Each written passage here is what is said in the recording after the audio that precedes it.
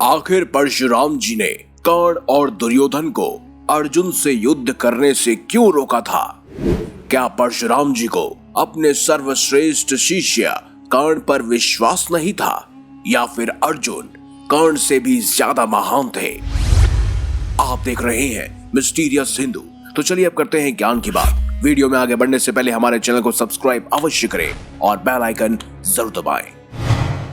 महाभारत भारतवर्ष में लड़े गए सबसे बड़े और भयानक युद्धों में से एक। ये महाकाव्य जो हमारे पूर्वजों से हमें अवगत कराया गया, वहीं ये भी दर्शाता है कि हमारे देश का इतिहास महान योद्धाओं से बड़ा हुआ है। ऐसे ही एक महान योद्धा और महर्षि थे स्वयं परशुराम जी, जिन्हें भगवान विष्णु का अवतार माना गया है।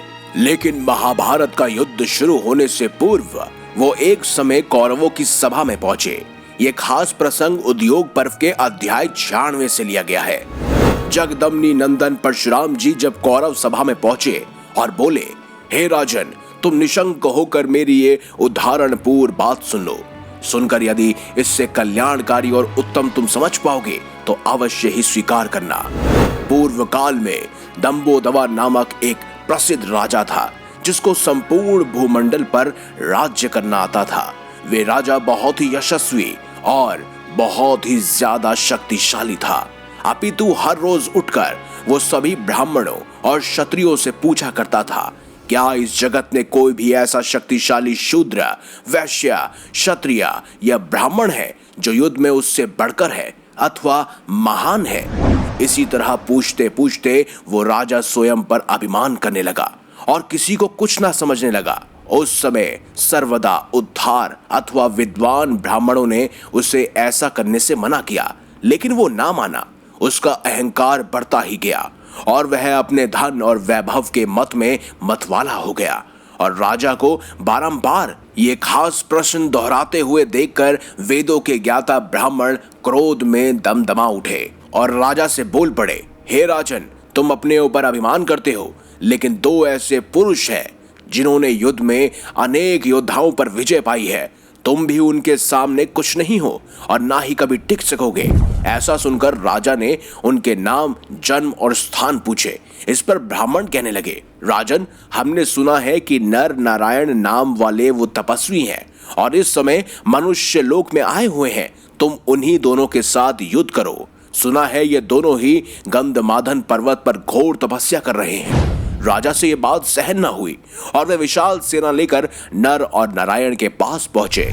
उसने देखा कि दोनों ही भूख प्यास से दुर्बल हो गए हैं और उनकी नसें और नाड़ियां स्पष्ट दिखाई दे रही हैं। निकट जाकर राजा ने उन्हें नमस्कार कर अपना सारा वृतांत सुनाया और कहा कि मैंने ये सारी पृथ्वी जीत ली है, अपने सारे शस्त्रों का सहार संहार कर लिया है और अब तुम दोनों के साथ भी युद्ध करने की इच्छा लेकर मैं यहाँ आया हूँ। इस पर नर नारायण बोले, हे राजन, हमारे ये आश्रम क्रोध और लोभ से रहित है, इसीलिए इस आश्रम में कभी भी युद्ध नहीं होता। इस पृथ्वी पर बहुत से क्षत्रिय हैं, अंततः आप कहीं और जाकर अपने युद्ध की अभिलाषा पूर्ण कीजिए। परशुराम जी ने आगे बताया, इस तरह वह तपस्वी बारंबार उस राजा से क्षमा मांगते रहे और समझाते रहे, परंतु दंबोदवा बार बार उन तपस्वियों को ललकारते रहे। जब वह किसी भी तरह से ना माने तब नर को भी गुस्सा आ गया और उन्होंने अपनी मुट्ठी बांध ली और दंबोदवा से कहा, हे युद्ध चाहने वाले क्षत्रिय राजा, आ युद्ध कर। अपने सारे अस्त्र शस्त्र लेकर अपनी सारी सेना तैयार कर ले, कवच बांध ले।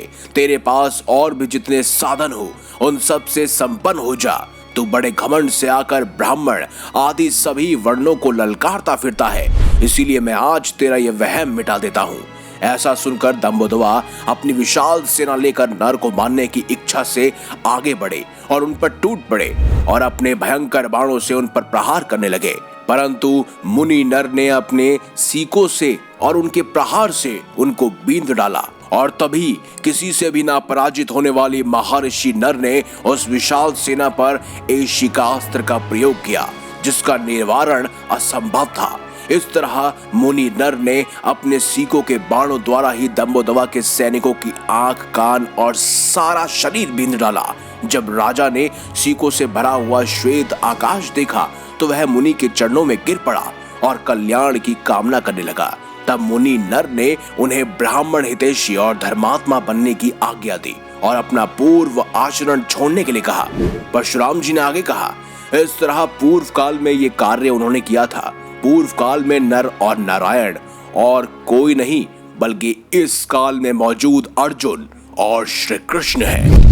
अंततः जब तक सर्वश्रेष्ठ दिव्य धनुष गांडीवधारी अर्जुन अपने गांडीव पर अस्त्रों का संधान करता रहेगा, तब तक तुम उससे युद्ध लड़ने की कामना को छोड़ दो। तुम अपना अभिमान छोड़कर अर्जुन से मिल जाओ। संपूर्ण लोकों का निर्माण करने वाले ईश्वर और सब कर्मों से ज्ञाता नारायण स्वयं जिनके बंधु हो, ऐसे अर्जुन को हर तरह के अस्त्रों का ज्ञान है। युद्ध भूमि में जिसकी समानता कोई नहीं कर सकता, उन विजयशील वीर कपितु अर्जुन को जीतने का साहस तीनों लोकों में कौन कर सकता है। तभी गर्जना करते हुए परशुराम जी बोले, हे महाराज, अर्जुन में असंख्य गुण है और भगवान जनार्दन तो उनसे भी बढ़कर हैं। आपको ज्ञात होना चाहिए कि ये दोनों पुरुष रत्न सर्वश्रेष्ठ वीर हैं। राजन, अगर तुम भली भांति इस बात को जानते हो तो मुझे तुम पर तनिक भी संदेह नहीं है कि मेरे कहने पर आप श्रेष्ठ बुद्धि का आश्रय लेकर पांडवों से संधि कर लोगे और युद्ध में मन नहीं लगाओगे। हे श्रेष्ठ, तुम्हारा कुल इस धरती पर बहुत ही प्रसिद्ध और प्रतिष्ठित है और वो इसी प्रकार सम्मानित बना रहेगा और तुम्हारा कल्याण होगा।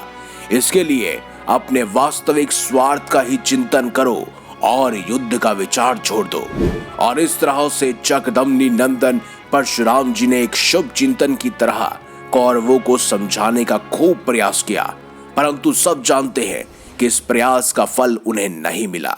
यह पूरा वाच महाभारत उद्योग पर के अध्याय 96 से लिया गया है, तो आप विस्तार से वहां जाकर इसके बारे में पढ़ भी सकते हैं। इसीलिए तो कौरवों के लिए एक खास प्रकार का मुहावरा बोला गया है, विनाश काले विपरीत बुद्धि, जिसका अर्थ है कि जब भी कोई मनुष्य किसी विषम परिस्थिति में फंस जाए और उसका विनाश निकट आ जाए तो उसकी बुद्धि भ्रष्ट हो जाती है।